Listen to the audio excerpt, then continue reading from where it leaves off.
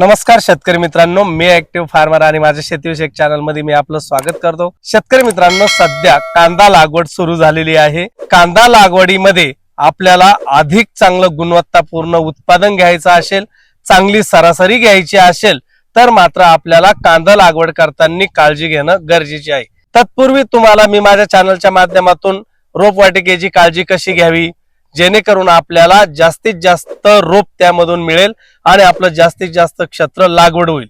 आपण आतापर्यंत कमी उत्पादन खर्चामध्ये अधिक गुणवत्तापूर्ण उत्पादन घेण्यासाठी काय प्रयत्न करता येतील याच्याबद्दल चर्चा केलेलीच आहे। पण आता कांदा लागवड कशी करावी जेणेकरून आपल्याला गुणवत्तापूर्ण आणि अधिक सरासरी प्रति एकर मिळेल या दृष्टीने आपण विचार करणार आहोत। त्यासाठी आपल्याला शास्त्रोक्त पद्धतीने कांदा लागवड करणं गरजेचे आहे। तर या लागवडीमध्ये आपण अनेक पर्याय वापरत असतो। गादी वापा असेल, त्याच्यानंतर बेड पद्धत असेल, या प्रकारची अशी पसरट बेड पद्धत असेल किंवा मल्चिंगवर कांदा लागवड करणे असेल, या सगळ्या गोष्टींची चर्चा आपण आज रोजी करणार आहोत। तर यासाठी मी तुमच्या पुढे घेऊन येत आहे सह्याद्री बायोटेकचे डायरेक्टर श्री राजेंद्र हंडोरे सर।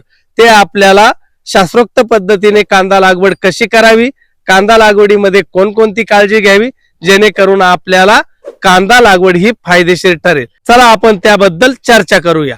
शेतकरी बंधूंनो नमस्कार। जसं की या मागच्या व्हिडिओमध्ये आपण कांदा लागवडीच्या वेगवेगळ्या मेथड्स बघितल्या, वेगवेगळ्या पद्धती बघितल्या। त्याच्यामध्ये आपण वाफा पद्धत आहे, बेड पद्धत आहे, सरीवरंबा पद्धत आहे।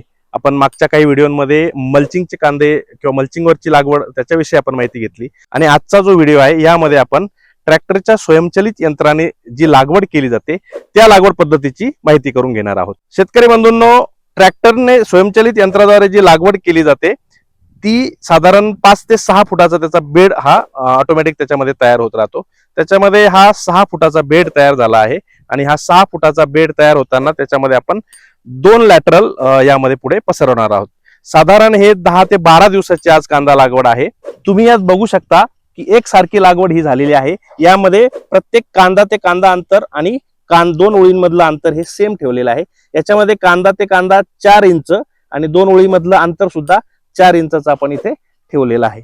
याच्याने काय होणार आहे की जसं आपण अगोदरच्या सुद्धा बऱ्याच व्हिडिओमध्ये सांगितलेलं आहे, कांदा उत्पादकता किंवा कांद्याचं उत्पादन जर आपल्याला वाढवायचं असेल तर एकरी रोपांची संख्या आपल्याला राखणं अत्यंत गरजेचं आहे।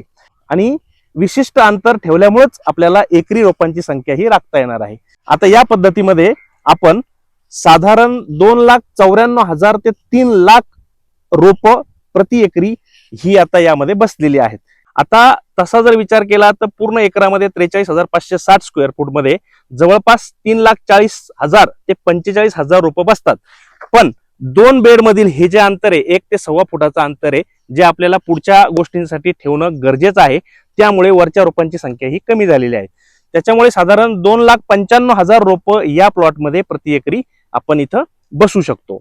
शेतकरी बंधूंनो, 2 बेडच्या मध्ये जी ही साधारण 1 ते 1.25 फुटाचं अंतर आपलं जाते ते आपल्याला पुढे चालण्यासाठी म्हणा, खुरपणी करण्यासाठी म्हणा, स्प्रे घेण्यासाठी ही आपल्याला तिथं जागा सोडावी लागणार आहे।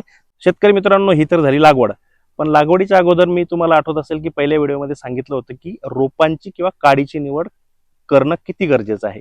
कारण एकदा की आपण त्याची पुनर्लागवड केली की शेतामध्ये वीक काड्या ह्या रोगास, बुरशीस किंवा कूज होण्यास प्रवृत्त होतात आणि त्यामुळे आपल्या रोपांची संख्या जी आहे ती एकरी ती घटते। त्याच्यामुळे पुढे आपल्याला उत्पादकतेवर त्याचा परिणाम होणार आहे। तुम्ही इथे बघू शकतात की ही वीक काडी की ज्याला आपण लागवड केलेली आहे ही वीक काडी सेट होत नाही। काय झालं याच्यामध्ये की पूर्ण कूज झाल्यामुळं किंवा त्याचा कंद प्रॉपर नसल्यामुळे ती पूर्ण त्याचं मुळच निघून गेलेली किंवा सड झालेली आहे आणि अशी काडी रुजणार नाही। त्याच्यामुळे इथे झालं किंवा इथे हे सुद्धा तुम्ही बघू शकता, याच्यात सुद्धा पूर्ण मुळांची तिथे कूज होऊन गेलेली आहे आणि त्याच्यामुळे हे दोन इथं गाळे पडलेले आहेत। असे जर गाळे पडले आणि मोठ्या प्रमाणात जर अशी गोष्ट घडली तर आपल्या रोपांची संख्या नक्कीच बसणार नाही। त्याच्यामुळे आपल्याला उत्पादकतेवर सुद्धा त्याचा परिणाम दिसून येणार आहे। लागवडीनंतर पहिलं पाणी याला आपण स्प्रिंकलरने दिलेलं आहे, ते सेटिंग प्रॉपर झालेलं आहे। आता इथून पुढे आपल्याला ड्रीपद्वारे जे फर्टिगेशन द्यायचं आहे किंवा वेगवेगळे डोसेस द्यायचे आहेत त्याच्यासाठी आपल्याला ड्रीप अंथरणं इथं अत्यंत गरजेचं आहे। त्या पद्धतीने तुम्ही इथं बघू शकता टोटल 6 फुटाचा हा बेड आहे. त्याच्यामध्ये 12 लाईन ह्या लागलेल्या आहेत. आता ह्या ड्रीपची अंथरणी करताना आपण काय करणार आहोत, इकडनं 3 लाईन सोडून ड्रीप अंथरणार आहोत, जेणेकरून इकडच्या 3 लाईन आणि इकडच्या 3 लाईन ह्या एका लॅटरलमुळे भिजणार आहेत आणि दुसरी लॅटरल ही इकडे ठेवणार आहोत, जेणेकरून दोन्ही बाजूच्या 3-3 लाईन्स आपल्याला ह्या दोन्ही ड्रीपद्वारे व्यवस्थित भिजल्या जाणार आहेत. यामध्ये साधारण 2 ते 3 तासांमध्ये हा पूर्ण बेड ओला होतो. चांगल्या पद्धतीने याला सगळीकडे पाणी पोहोचतं. यानंतर आपण आता पहिला स्टार्टर डोस जो आहे फर्टिगेशनद्वारे तो आपण इथे देणार आहोत.